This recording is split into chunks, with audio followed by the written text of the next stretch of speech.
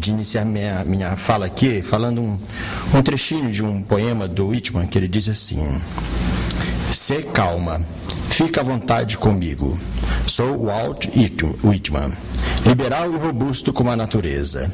Enquanto o sol não te excluir, eu não te excluirei. Enquanto as águas não se recusarem a brilhar para ti e as folhas a farfalharem para ti, minhas palavras não se recusarão a brilhar e a farfalharem para ti." Eu penso no Whitman como um poeta livre, assim como penso também no Agripino de Paula, né? Particularmente com o seu Panamérica, né? O Roberto Piva e o Derwist, né? E também, imagina, não posso esquecer de Fernando Pessoa com seus heterônimos, Ricardo Reis, essas invenções todas dele, não é?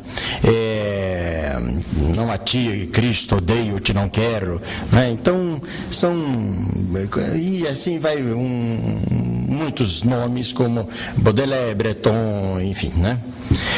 Mas eu venho dizendo que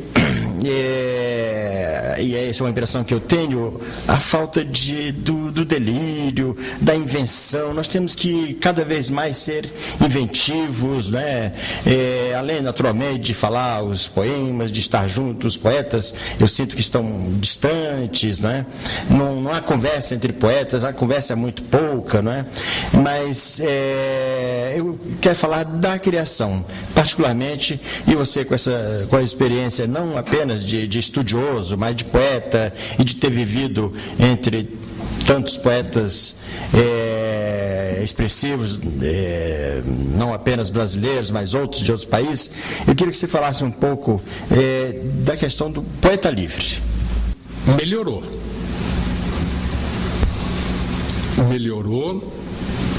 Hoje em dia nós estamos tendo mais encontros de poetas, não é?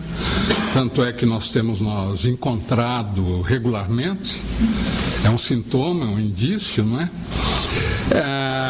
No plano da criação, sem dúvida alguma, há uma nova geração. Geração aí é um termo que deve ser tomado entre aspas.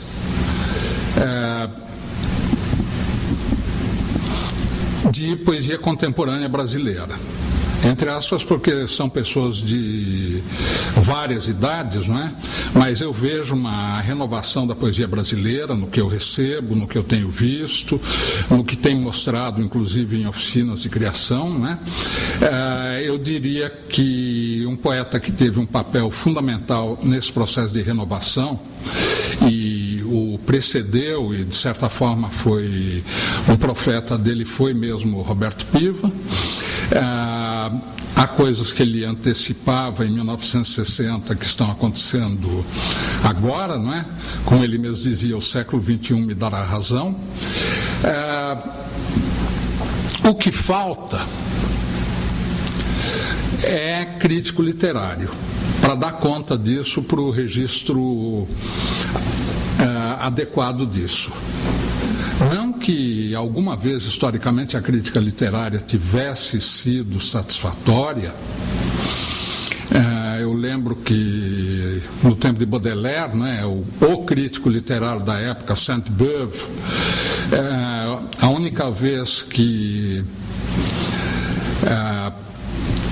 ele se referiu a Baudelaire foi para falar que o Flores do Mal era um Kamchatka literário, né? Um Kamchatka romântico, ou seja, Kamchatka, algo para lá de Bagdá, não é? Atualizando, Kamchatka fica mais para lá ainda, né? O lugar mais longe que existe no mundo. A crítica, evidentemente, se mantém na maior parte fiel a essa tradição. Agora, o que falta hoje seria alguém ou mais pessoas presentes, ativas na imprensa, que tivesse um papel semelhante ao que, digamos assim, Sérgio Milliet teve para a geração de 45. A geração de 45 existiu, aconteceu, reuniu, publicou. Agora, dificilmente existiria, ou existiria nesse nível, sem o Sérgio Milliet. Ele fez a Geração de 45 e ele era o crítico literário mais importante e mais respeitado naquele momento, em meados da década de 40 e já antes e por muito tempo depois até morrer, não é?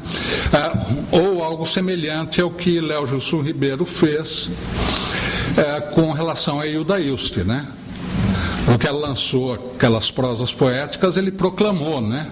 Mesma estatura que Guimarães Rosa e Clarice Lispector e todo o restante do que ele falou, né?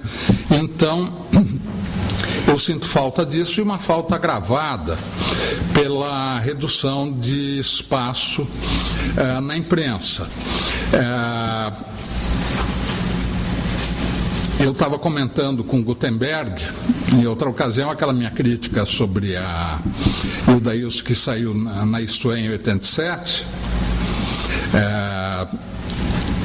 que ele, como amigo da Hilda Hilst, me contou que eu não sabia, que a Hilda Hilst tinha lido e tinha apreciado, tinha concordado com a minha apreciação. Em 87 eu já falava sobre a relação de Hilda Hilst com o gnosticismo, né? Eu só não sabia desse endosso já então dela, né? Agora, naquele tempo, a Isto É dava umas 5, 6 resenhas por edição. O Jornal da Tarde tinha aquele caderno, que era bom.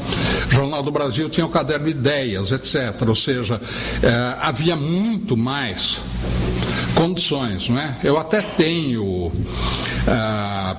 colaborado na imprensa, mas há um estreitamento de espaço, e um estreitamento que, por enquanto, não é suprido pelo meio eletrônico, por uma série de razões das quais provavelmente eu vou falar em alguma das próximas perguntas, não é? Como eu sou um respondedor de entrevistas experiente, né? O Paulo Sposati fez um tipo de catalogação de entrevistas recentes minhas disponíveis online, né? Então, eu sei algumas das perguntas evidentemente que são feitas porque cabem, porque são pertinentes, né? Então a gente vai chegar a esse tema também, né? Mas é o que eu acho que falta. E, evidentemente, a participação para o bem e para o mal também nesse processo da universidade. A universidade também começa a se ocupar mais de poesia contemporânea brasileira, mas, a meu ver, ainda com viés cerebral, privilegiando aquilo que eu chamo de poetas inteligentes. Um tanto ironicamente, né? Claro que somos todos inteligentíssimos, né? Mas, como saiu uma matéria na Folha de hoje sobre o Antônio Cícero, tocando nessa questão do recalque de alguma coisa na tradição moderna brasileira, digamos assim, né? É um oxímoro, mas é um oxímoro válido, né? Tradição da modernidade, não fui eu que inventei, como vocês sabem. Então, talvez a gente volte a esse assunto também, né? Ampliando o Departamento de Crítica Cultural da sessão de hoje. A Chegada do Tempo, de Cláudio Willer. Outono feito de ar, e suas comemorações invisíveis. A vida, mais leve em abril, soma dos demais meses. O céu, suave vórtice, mundo de movimento de nuvens, modulações de claridade, mensagens de chuva e vento, música silenciosa vibrando no corpo, luz acariciante ao